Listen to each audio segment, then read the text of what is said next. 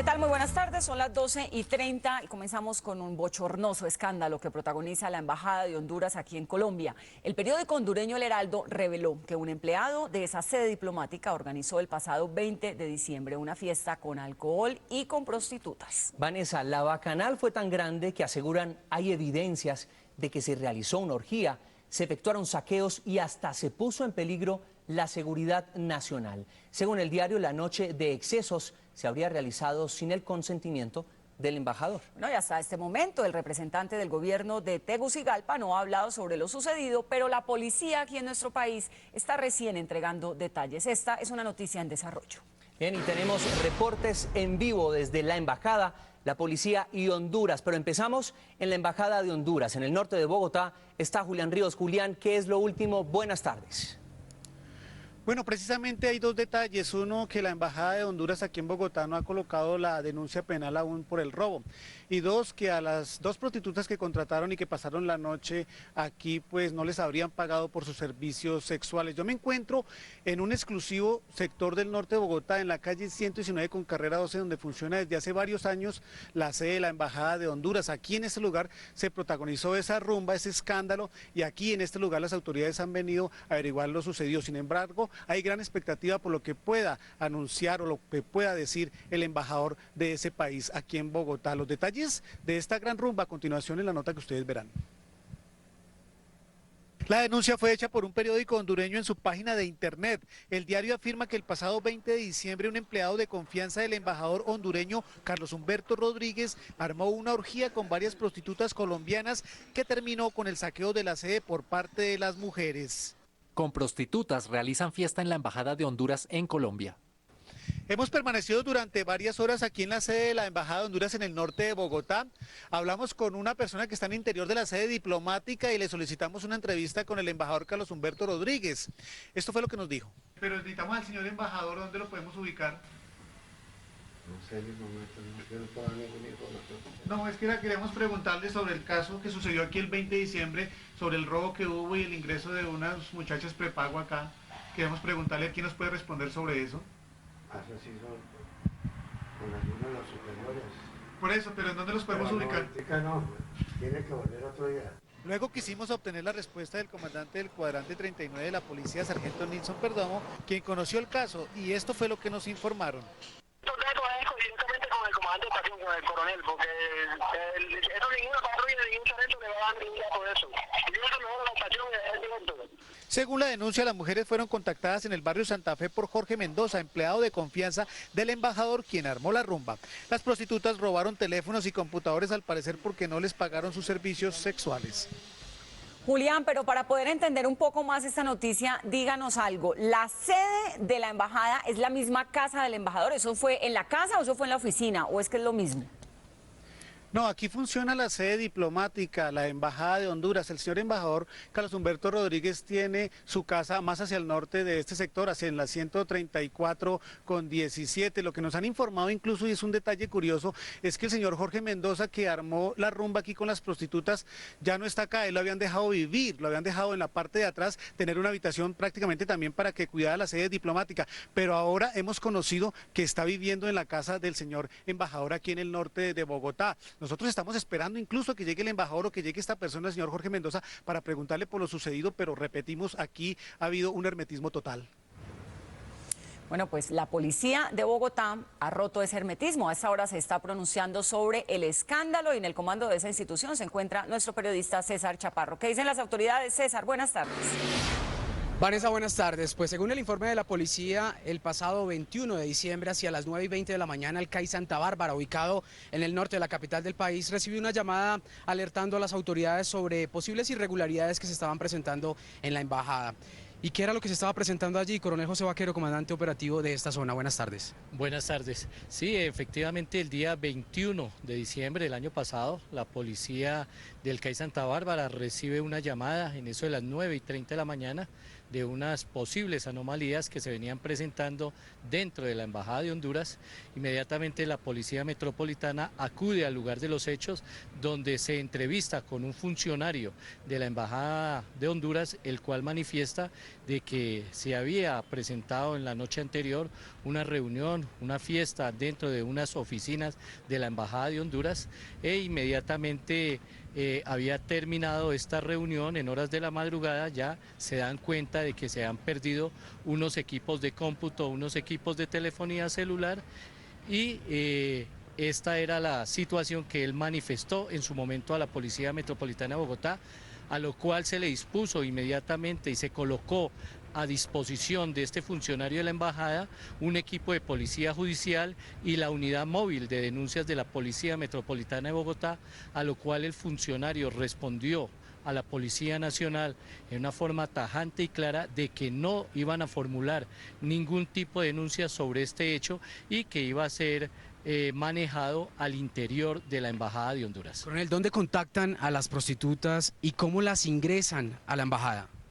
Bueno, a través de las investigaciones de inteligencia que ha logrado establecer la Policía Metropolitana de Bogotá, son 2 mujeres dedicadas a la prostitución que son contactadas en el sector de Chapinero y que son ingresadas en un vehículo a la Embajada de Honduras en horas de la noche. ¿Un vehículo diplomático? No tenemos ese conocimiento, no podemos afirmar si es diplomático o es particular. El hecho es que ellas ingresan en un vehículo a la embajada en horas de la noche, ya casi siendo la madrugada. ¿Cuánto duró esa fiesta, coronel? Lo que hemos podido establecer a través de las labores de vecindario y todo, esta reunión o esta fiesta la inician aproximadamente entre 10, 11 de la noche y estuvo terminando en eso de 4 y media, 5 de la mañana. Coronel, muchas gracias. Lo que aclara la policía es que la seguridad de la embajada es cuestión de los mismos funcionarios. La policía lo que hace es prestar el cordón de seguridad pertinente alrededor de la embajada. La información que se conoce aquí es del centro de Bogotá. César Chaparro Pinzón, Noticias Caracol. César, mil gracias por su información. Estamos cubriendo esta noticia desde todos los ángulos. Ahora vamos en vivo a Honduras con el periodista René Amaya de nuestro canal aliado Canal 11. René, ¿qué reacciones se han conocido en su país frente a este escándalo? José Fernando, bueno, aquí todo se ha manejado bajo secretividad. Hemos estado desde horas muy tempranas en la Cancillería de la República para conocer la reacción del propio canciller, don Arturo Corrales, pero ha sido imposible y a la vez ni la vicecanciller tampoco se han querido referir al tema, y se nos ha manifestado de forma extraoficial que si lo hacen, lo harán a través de un comunicado oficial para ver cuáles serán las decisiones que tomarán en torno tanto contra el embajador de Honduras acreditado allá en su país y además contra este empleado que ha causado mucha pena y vergüenza aquí entre los mismos hondureños. Fernando. La salud del presidente de Venezuela, Hugo Chávez, se deteriora. Así lo dio a conocer el ministro de Comunicaciones, Ernesto Villegas, según el último parte médico. El comandante Chávez ha enfrentado complicaciones como consecuencia de una severa infección pulmonar. Esta infección ha derivado en una insuficiencia respiratoria que requiere del comandante Chávez un estricto cumplimiento del tratamiento médico. Sin embargo, horas antes, el vicepresidente Nicolás Maduro se mostró esperanzado en la recuperación del jefe de Estado. Vamos a ver a ese comandante Hugo Chávez aquí, en su patria, aquí con nosotros. Sobre la incertidumbre de si Chávez podrá posesionarse o no este 10 de enero, el ministro de Comunicaciones respondió con una advertencia. El gobierno de la República Bolivariana de Venezuela advierte al pueblo venezolano sobre la guerra psicológica que el entramado mediático transnacional ha desatado alrededor de la salud del jefe del Estado, con el fin último de desestabilizar a la República Bolivariana de Venezuela. Maduro también arremetió contra los medios y la oposición.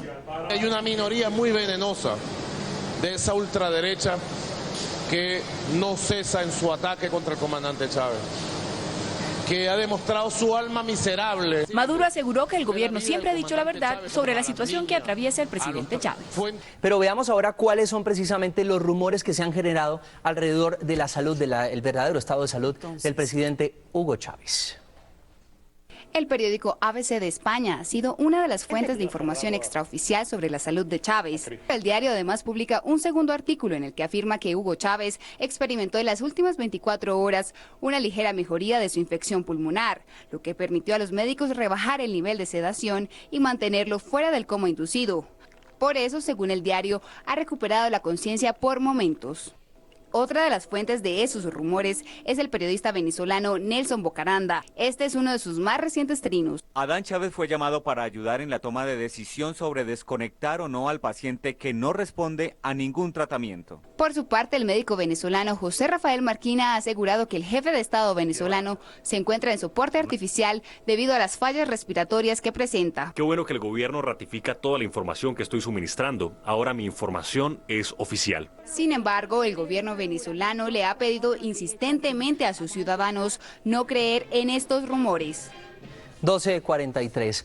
Y es que ya van 19 meses desde que el presidente Chávez anunció por primera vez que tenía células cancerígenas en su cuerpo.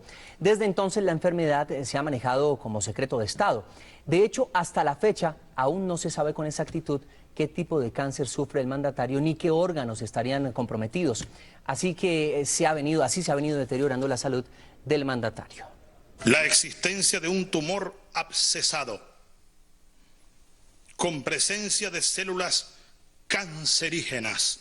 Con esta sentencia comienza el viacrucis de una enfermedad que hoy tiene en vilo la vida del presidente Hugo Chávez. En junio del año pasado, el mandatario venezolano fue operado en 2 oportunidades en La Habana, Cuba. Esto indica que está funcionando el tratamiento. Luego de las intervenciones le fueron programadas 4 sesiones de quimioterapia. Luego de una larga recuperación, el mandatario asegura que está curado hasta febrero de este año, cuando anuncia una tercera operación en La Habana. Se ha detectado una lesión en el mismo sitio donde fue extraído el tumor hace ya casi un año. Esta vez se debió someter a 5 ciclos de radioterapia y en julio arranca la campaña electoral, asegurando estar totalmente recuperado. Libre, totalmente libre. Afortunadamente, gracias a Dios, aquí estoy y cada día me siento en mejores condiciones físicas. Chávez ganó las elecciones con amplio margen, fue juramentado por el CNE y a partir de ese momento sus apariciones en público comenzaron a disminuir. Hasta el pasado 27 de noviembre, cuando solicita permiso al Parlamento para viajar nuevamente a La Habana a realizarse un tratamiento de oxigenación hiperbárica. Días después regresó al país para anunciar que el cáncer ha vuelto a aparecer, que será sometido a una 4ª intervención quirúrgica en La Habana y esta vez deja encargado al vicepresidente Nicolás Maduro y lo nombra su sucesor. Si algo ocurriera, repito, que me inhabilitara de alguna manera, en ese escenario que obligaría a convocar, como manda la Constitución de nuevo, a elecciones presidenciales, ustedes elijan a Nicolás Maduro. Desde entonces el gobierno ha emitido más de 27 comunicados oficiales sobre la evolución del mandatario. El proceso postoperatorio va a ser un proceso también complejo y duro.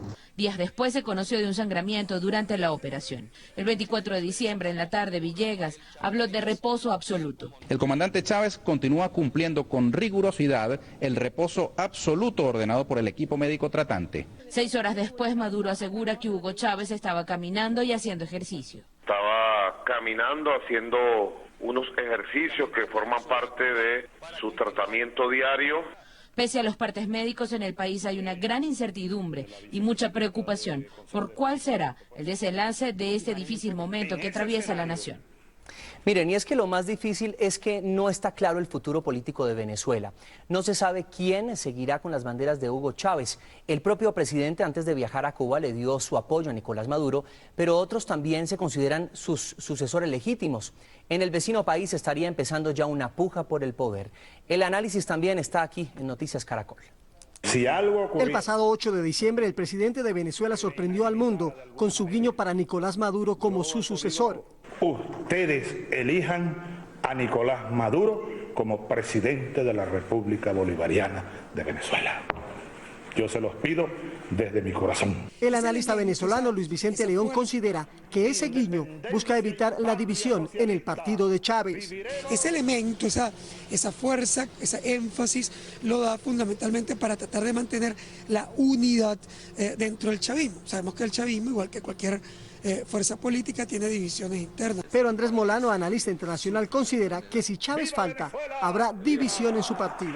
Lo que veríamos es más bien un proceso de afirmación del liderazgo dentro del chavismo, ya sea en la persona de Nicolás Maduro, que parece haber sido el elegido por el presidente Chávez para liderar ese proceso, o de algún posible contendor dentro de las mismas filas del chavismo, que sería quizás, por ejemplo, Diosdado Cabello. Sin embargo, Nicolás Maduro, acompañado por Diosdado Cabello, negó que haya división en el Partido Socialista en Venezuela.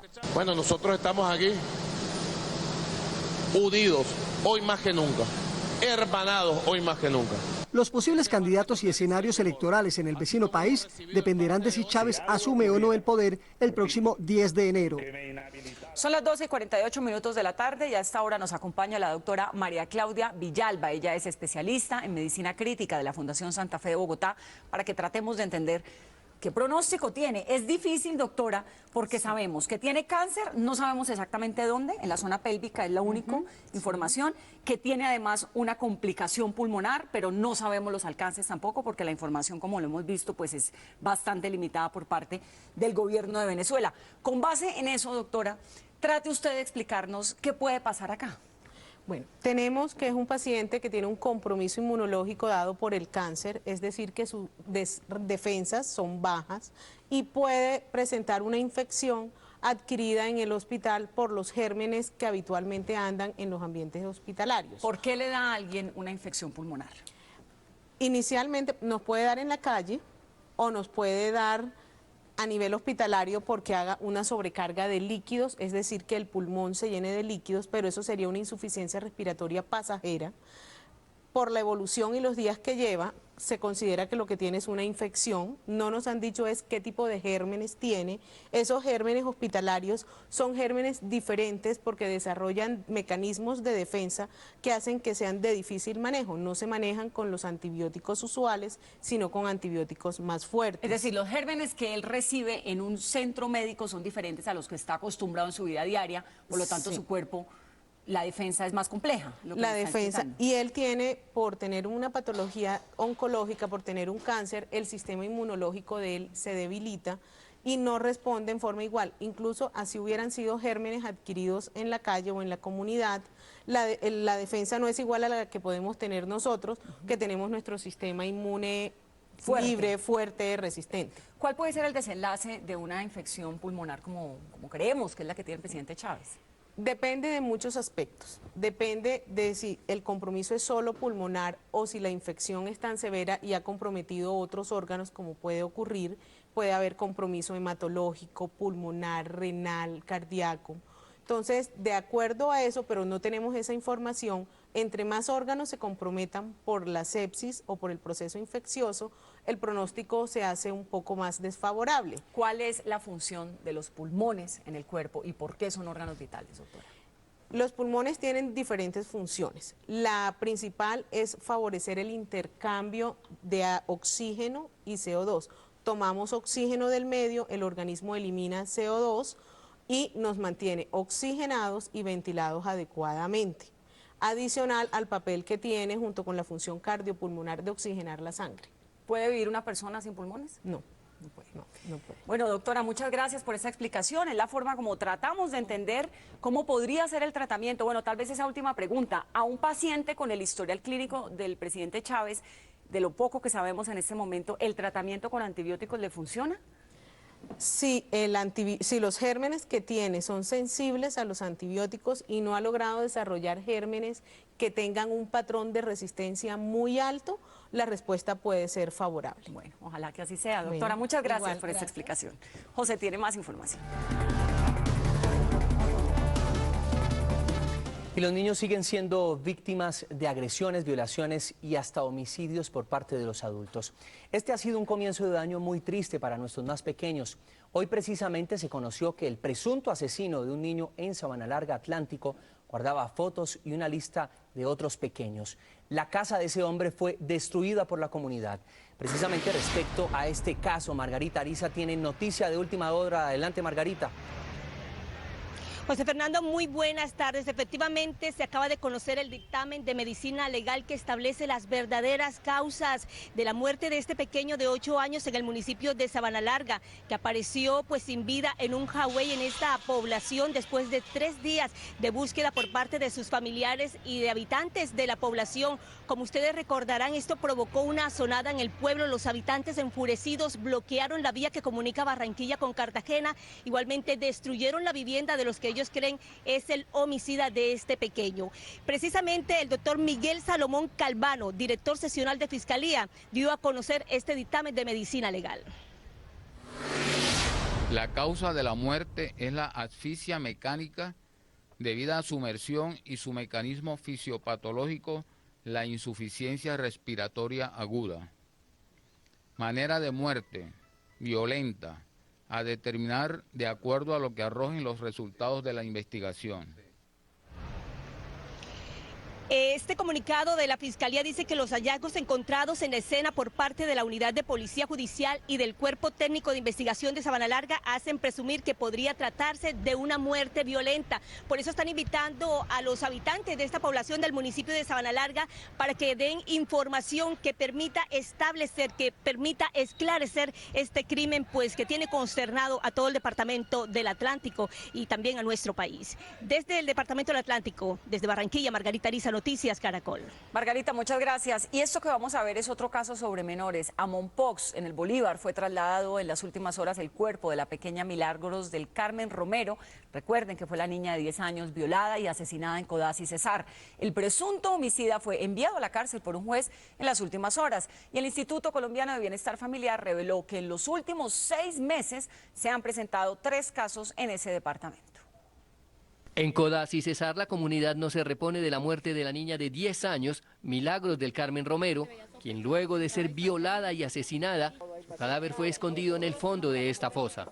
A cualquiera de nosotros nos pudo haber pasado. Hago un llamado a todo el país que tengan cuidado con sus hijos, que cuiden a los niños. El violador lo tenemos dentro de la familia, al acecho.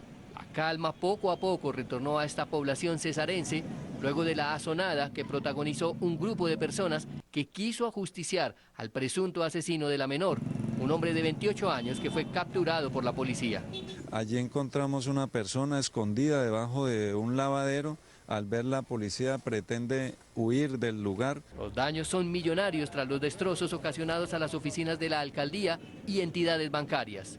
En los disturbios, un menor de 17 años murió por un impacto de bala y 2 personas más resultaron heridas. Un crimen con el que ni siquiera tiene nada que ver con la niña. Durante una audiencia pública, la fiscal 13 seccional de Valledupar le imputó el delito de homicidio agravado a Deiner Alonso Guerrero, teniendo en cuenta varios testimonios que lo señalan como el asesino de la menor.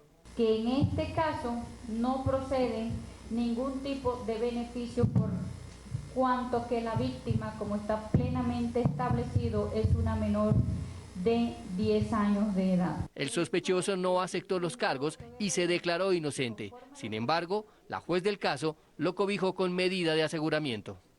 A propósito de este inicio de año con varios casos de violencia contra los niños, el director del Bienestar Familiar, Diego Molano, calificó el comienzo del 2013 como trágico para los niños y niñas del país. El funcionario condenó la muerte de la pequeña Alison, de 11 años, por una bala perdida en Medellín. El director del Instituto Colombiano de Bienestar Familiar aseguró que los hechos presentados en Medellín y en Codazzi, Cesar, llenan de luto al país. Desafortunadamente este inicio de año ha tenido unos efectos muy graves en la vida de los niños y las niñas. El caso de Alison se volvió muy emblemático, muy simbólico, una niña de 11 años que pierde su vida por un acto irresponsable de un adulto que dispara al aire y termina con la pérdida de vida de la niña. El funcionario además lamentó la muerte de 2 adolescentes que estaban desaparecidos en Cáceres, Antioquia, cuando fueron a pescar hace 5 días. Encontraron 2 adolescentes también que se habían sido desaparecidos. Esto lo que nos obliga es a reforzar medidas de acompañamiento, de seguridad. Por su parte, las autoridades de Medellín pidieron solidaridad ciudadana para dar con el autor del disparo que le quitó la vida a la pequeña Alison Lisette Britel, al tiempo que reportaron una mejoría en las cifras de homicidios. Sí, para 2012 pues nosotros registramos con satisfacción una reducción de 24.4% con respecto a 2011. Tuvimos 1.247 homicidios en el 2012 contra 1.649 en el 2011. El director del ICBF además denunció que en el primer mes del año es cuando se presentan más casos de reclutamiento de menores, por lo que pidió aumentar el pie de fuerza en las zonas de conflicto. En Medellín, Juan Pablo López, Noticias Caracol. 12:57 y seguimos con niños víctimas de las imprudencias de los adultos. Un verdadero drama vive la familia de Joseph Daniel García, un niño de 7 años que fue atropellado por un taxi el pasado 31 de diciembre en una calle del sur de Bogotá. Y como nos lo cuenta Rocío Franco en el informe, el pequeño está grave y permanece en cuidados intensivos en el Hospital de la Misericordia. En esta vía del barrio Chircales de la localidad de Rafael Uribe Uribe fue atropellado el niño Joseph Daniel García el pasado 31 de diciembre por un taxi que ya está identificado. La madre del menor, una vendedora de arepas, relató a Noticias Caracol el momento del accidente. Las personas dicen que el señor trataba de rebasar otro carro y por eso fue que arrolló al niño. Y me dicen que estaban bajo el efecto del alcohol. Dijo que en el momento de los hechos nadie ayudó a su hijo. Y todo el mundo miraba, pero nadie hacía nada. Lo que hice fue alzarlo, lo alcé y me subí a la patrulla. El menor se encuentra en la unidad de cuidados intensivos del Hospital La Misericordia y su madre dice que espera un milagro. Para que él salga de ahí con vida y bien, porque los médicos me dicen que puede quedar con problemas. Y es que en verdad se hace difícil pasar por esta vía, por los carros que vienen y van. Por eso han pedido reductores de velocidad, los cuales no han sido colocados a lo largo de esta vía. Pero reductores de velocidad de 4 a 5 centímetros, es decir, que haga que los vehículos realmente paren. Según el padrino del niño, la guerra del centavo entre los buses de servicio público hace la vía más peligrosa. Los taxistas suben volados y los que bajan también. Según el parte médico del Hospital La Misericordia, el menor tiene un trauma cráneoencefálico severo que afectó parte del movimiento de su cuerpo. Esta noche hay una vigilia organizada por los vecinos de Joseph Daniel, quienes orarán por su salud y exigirán justicia. Rocío Franco, Noticias Caracol. Ya son 19 los muertos por vendetas en varias ciudades del país. La mayoría de estas acciones violentas han sido perpetradas por el narcotráfico. Hay una nueva generación de narcotraficantes en disputa. Esa es precisamente la pregunta que se están haciendo las autoridades. Antioquia, Valle y Meta son las zonas más afectadas. Noticias Caracol está investigando si hay conexión entre estos hechos. Estamos en vivo desde Medellín, Tuluá y Cúcuta. Empezamos en Medellín, donde hoy se registró otro crimen de este tipo. Allí está Beatriz Rojas. Beatriz, buenas tardes. Buenas tardes, José Fernando. Pues se trata de Mario Álvaro Estrada, un líder de la Comuna 13 de Medellín que fue asesinado a piedra. Además de ser líder de la Comuna 13, él se desempeñaba como volquetero en donde transportaba escombros y hacía algunos trasteos dentro del barrio. También habría pertenecido en algún momento al Departamento de Atención a Desastres de Medellín. Veamos la nota. Fue en este barrio de la Comuna 13 donde desconocidos atacaron a piedra a Mario Álvaro Estrada, de 51 años, hasta provocarle la muerte. Así lo relató Ángela Estrada, hermana de la víctima. Nos contaron de que había un muerto, que lo encontraron en la quebrada, que lo habían matado a piedra, pero nunca supimos más nada. En esta quebrada fue hallado el cuerpo del líder Mario Álvaro. Luego de desaparecer de su casa, sus familiares iniciaron su búsqueda. 3 días después fue encontrado en medicina legal. Ya mi hermana se fue pues con los hijos y la esposa y ya lo encontraron en el anfiteatro. Familiares de la víctima aseguraron que este hombre, quien se desempeñaba como líder cívico, no había recibido amenazas, mientras que las autoridades anunciaron una investigación para esclarecer el crimen. Directamente no había sido amenazado, pero el sector sí ha estado convulsionado, ha habido enfrentamientos, han habido homicidios. En los últimos 3 meses, más de 150 líderes han sido amenazados y más de 25 han sido asesinados en Medellín. Los familiares de este líder comunitario no se explican lo que ocurrió y piden a las autoridades que por favor investiguen los hechos. Entre tanto, en Antioquia se fortalece la hipótesis de que los miembros que habrían cometido la masacre de 9 personas en Envigado se hacían pasar por miembros de la fuerza pública. 2 hallazgos en el lugar de los hechos refuerzan esta teoría.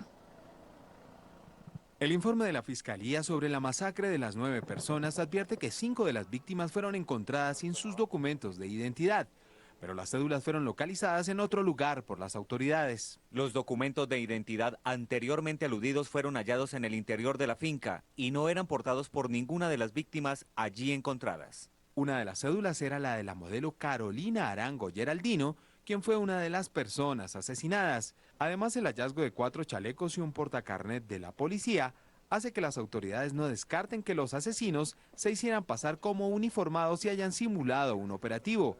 Se sospecha incluso que a los fallecidos les pidieron sus documentos antes de ser asesinados. Cabe anotar con relación a los chalecos y el portacarné de la Policía Nacional que estos fueron encontrados por habitantes del sector, abandonados en un cultivo de una finca localizada un poco más abajo del lugar de los hechos.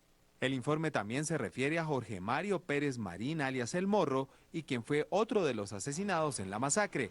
Según las autoridades, Pérez hacía parte de uno de los bandos que buscaba asumir el poder en la oficina de Envigado. Y se advierte de que cada 10 muertes que se han dado en esa pugna, 7 serían responsabilidad de las escuelas de sicarios que al parecer dirigía. En cuanto a los dos casos, las autoridades en Medellín siguen investigando tanto al asesinato del líder de la Comuna 13 como a la masacre ocurrida en Envigado. Esta es la información por el momento en Medellín. Beatriz Rojas, Noticias Caracol. Beatriz, gracias. Vamos ahora al Valle del Cauca porque tampoco para la violencia en Tuluá. 6 muertos y 2 heridos dejan distintos hechos violentos durante las últimas 48 horas en ese municipio que queda en el centro del departamento. Carlos Gutiérrez está en vivo en Tuluá. Carlos, ¿qué es lo que pasa? ¿A qué se debe ese recrudecimiento de la criminalidad? ¿Es también narcotráfico? Vanessa, buenas tardes. Pues mire, de acuerdo con lo que dice la policía es que parte de esas muertes violentas precisamente tiene que ver con vendetas entre narcotraficantes. Por ejemplo, una vivienda asentada en un exclusivo sector de aquí del municipio de Tuluá, hombres que se movilizaban en varias motos con armas de corto y largo alcance empezaron a disparar contra el inmueble. De acuerdo con el informe de las autoridades, las personas que estaban en esta vivienda también respondieron a ese ataque. En este hecho, una persona murió y otra más resultó herida. En otro hecho aislado, un ex candidato al consejo de aquí de este municipio fue asesinado en un establecimiento comercial que era de su propiedad. Y hace algunas horas, en otro establecimiento comercial, el dueño de este lugar, junto con un empleado, también fueron asesinados. Estas 2 muertes violentas, estos 2 hechos, están siendo investigados por parte de las autoridades, que al tiempo han solicitado a la comunidad tulueña para que brinde información que permita dar con el paradero de los responsables de estas muertes y de estos hechos violentos que se han registrado en las últimas 48 horas. Son hechos totalmente aislados, nosotros repudiamos todos los hechos de violencia, invitamos a la población para que nos ayude a trabajar de la mano y nos denuncie esos hechos de violencia para nosotros poder presentar a las autoridades los responsables de estos hechos.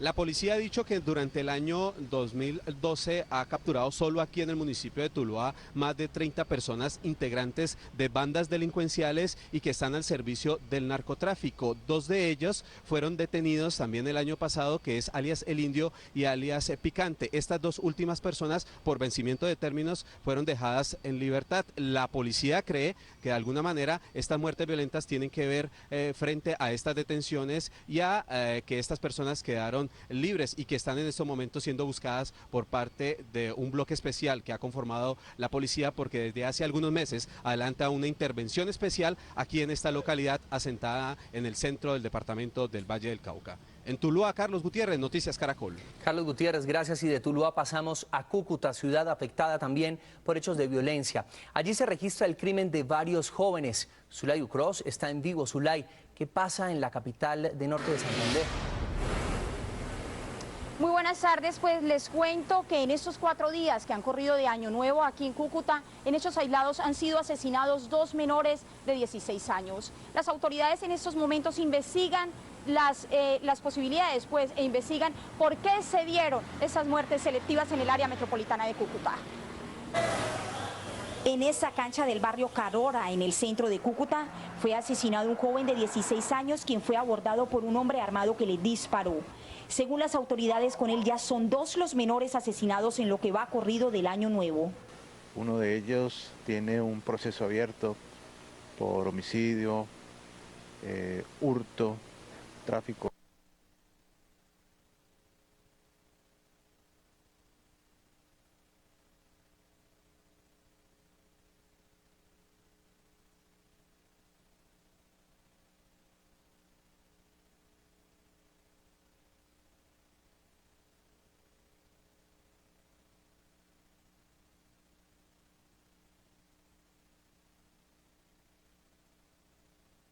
Instrumentalizan a estos menores para inducirlos al crimen, utilizarlos para actividades irregulares.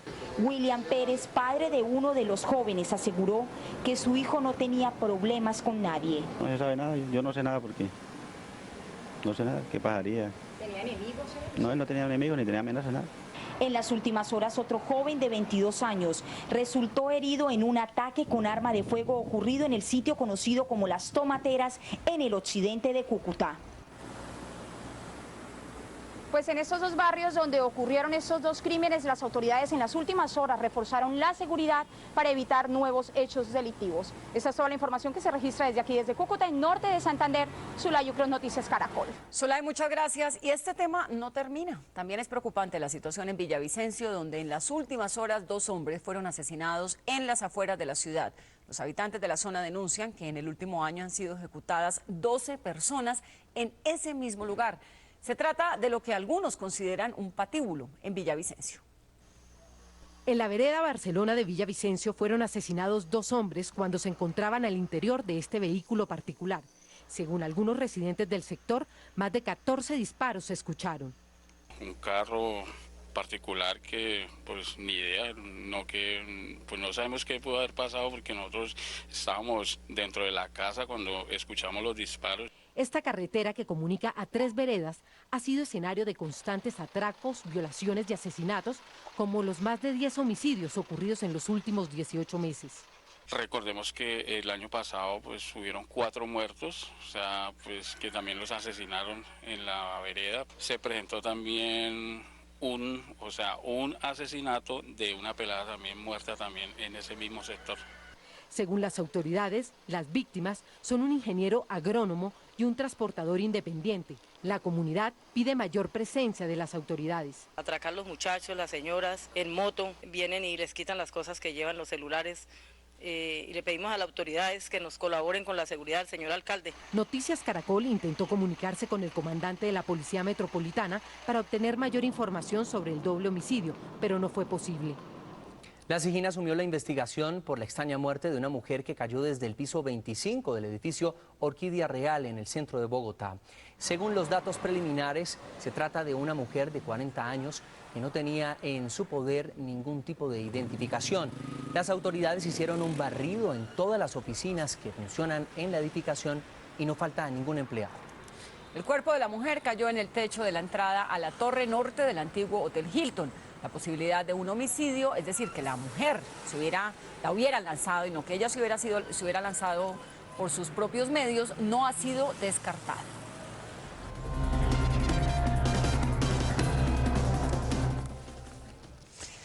Hay alarma en las autoridades del Valle del Cauca porque 4 días después de las fiestas de fin de año siguen llegando quemados con pólvora a centros hospitalarios de Cali. Eduardo Manzano tiene la información.